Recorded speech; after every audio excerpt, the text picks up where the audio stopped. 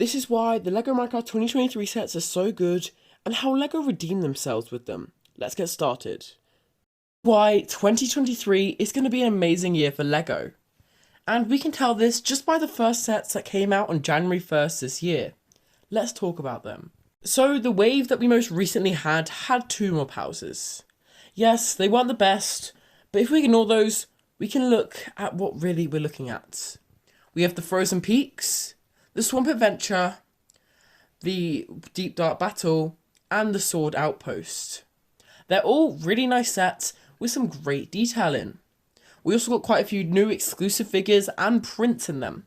So there's been a lot of super cool stuff coming out this year for LEGO Minecraft. Especially with the exclusive stuff such as the Alley or the Warden. Also we got the Jukebox this year, which was also really nice in the Sword Outpost. And the Sword Outpost itself is an actually really nice set and does look like it's had a lot of care to detail put into it. Now, last year wasn't the best year for LEGO. A lot of the sets weren't really that good and really did need a bit of work. I think that they could have done better that year, but they're starting to redeem themselves with this.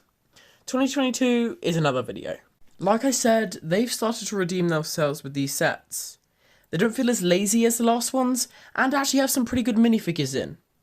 Such as the Alley or the Warden. Now, I know the Warden had its small imperfections, but I feel like the fact that we did get a Warden this wave, just after the year that it came out, is pretty fast.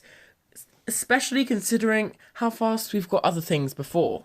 The Alley as well also came in the same update as the Warden, and wow, they've got that out quick. And they've actually made it pretty good. I know there was a lot of time pressure with this, because they wanted to get it out as quickly as possible for the public to see in LEGO form. We're all excited to see these minifigures after the update come out, and yes, they did do really well with them. The Warden had a few problems, but the Deep Dark that they made also rectified for it. We also got Hose in this one. Now, it's quite nice because, well, we've had that in the game ever since. I'm not sure why we haven't got it until 2023, when this theme started back in like 2013 or 2014.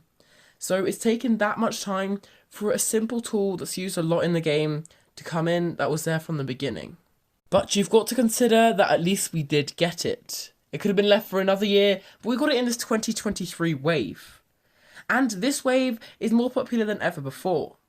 They've got so many sales from this, with the Deep Dark Battle almost always being sold out. And you can see the popularity went up this year for LEGO Minecraft. It's one of the most popular waves, and I think that they have rectified themselves with it. The 2022 waves could have been better, and I think that people weren't the biggest fan of them. But these ones that they've made here, they're actually taking the core bits of the game, such as the Deep Dark, and creativity like the Sword Outpost, and putting it in. Also, the Frozen Peaks had that dyed green leather armour, which is also really cool because we got a new variant of armour in a set this year. There was so much new exclusive stuff for this year, and I feel like it's a really good start for this year for LEGO Minecraft. And yet there's still more planned, such as stuff to do with Iron Golem fortresses and castles, and I think those will be really cool.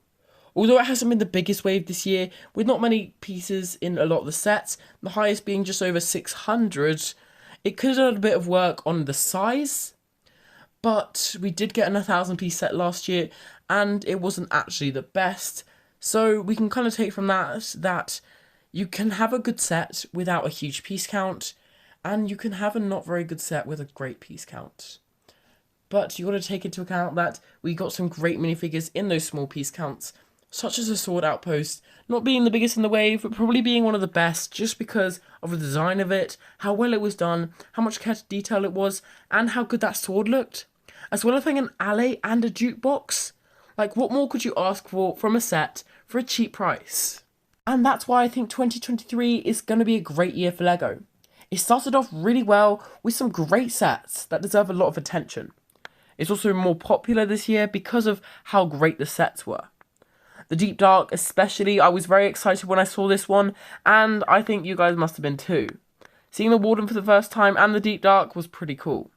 The Frozen Peaks also, pretty nice set, nice armor feature, and just adding all those new things was super cool.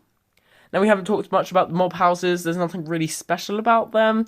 Exclusive skins, yes, and they kind of do go back to older ones, such as the Panda Nursery for the Panda Haven and the Bee Farm for the Bee Cottage. I might actually go those against each other to see which of those sets is better in a later video. So, we know that they're such good sets, but this is how LEGO have redeemed themselves with these sets. Here is how LEGO has redeemed themselves with the 2023 wave. Let's get started. So, first of all, let's just look back to the past years. 2021 and 2022 were both not the best years for LEGO, 2022 in particular. Some of the sets weren't actually the best and they could have been better, so I think that 2022 wasn't a very good year. With examples of the Llama Village not being really a natural structure and most of the sets being not natural structures, such as the bakery, the Llama Village, the Red Barn. Almost everything from that wave wasn't really a natural structure, other than the abandoned village and the skeleton cave. Yeah, so it does have some pretty bad sets in that wave. I've got to say that 2022 wasn't a very impressive year and could have been a lot better. So they really need to do something good this year to really save themselves in this theme. So let's see what they did. Looking at the sets that they made in 2023, wow, they really have redeemed themselves with them. A lot of the sets have got natural structure stuff, and you have loads of new exclusive figures, lots of new stuff, and lots of new stuff that are actually in the game, so that's really exciting. There are a few non-natural structures, such as like the Bee Cottage or the Panda Haven, but things like the Sword Outpost that isn't a natural structure, but actually looks good.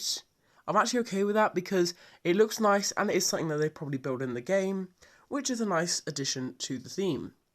Also, compared to 2022, in 2022, exclusive figures, there were barely any of them. You got a few ones like the skins and you got the goat like that, but new figures wise, it wasn't very good. It really could have been fixed. So in this year, they've made loads of new figures. I made a whole video about all the new things, all the new figures that they made. I'll link it up there. So you have stuff like the Alley, the Warden, the Shulker, loads of different things. It's really exciting to see. Also, we got new armor. In the Frozen Peaks, we did get the green dyed leather armor, which is amazing. It looks really nice. Some people may have said it was leaking emerald armor, but I don't think they'd leak something that big. But I still think it's cool that they've added so much new stuff in this wave, and they really have redeemed themselves after 2022 and 1, to be honest. So, what are some other ways that they could redeem themselves from the past years? Well, first of all, adding more natural structures or making a larger village set that's updated would be amazing. Like, we need loads more things that are still in the game that haven't been made. There's loads of things that are missing, and I've talked about almost all of them. Things like the Pillager Outpost, a new village, an end city, a woodland mansion. The list just keeps going. There's so many different things that LEGO is missing out on, minifigures, sets, all different things that they could sell really well. So that could really improve the theme as a whole and really redeem themselves from what they've been doing lately with the mob houses or different things that are not natural structures that aren't even looking that good. But in the case of the Sword Outpost, I think that's an okay one because it actually looks quite good and it has quite a lot of detail in it. Although the back isn't very good, I think that the front looks amazing, and the fact that it just has some really good exclusive stuff is good, because it has the jukebox and the alley, which are an amazing figure and an amazing block, as well as having some nice skins, so I think we're going to let that one off because of how good it is. So here we can see that LEGO has redeemed themselves after the 2022. That was kind of a disaster. They have been going off track a bit in those years, but they've got back on track. They've started making some new sets that are more related to the game and more like the game. So that was why the LEGO Minecraft 2023 sets are so good and how they redeem themselves with it. I really hope you enjoyed this video. You can subscribe up there. There's another video down there. Really hope you enjoyed. See you all next time.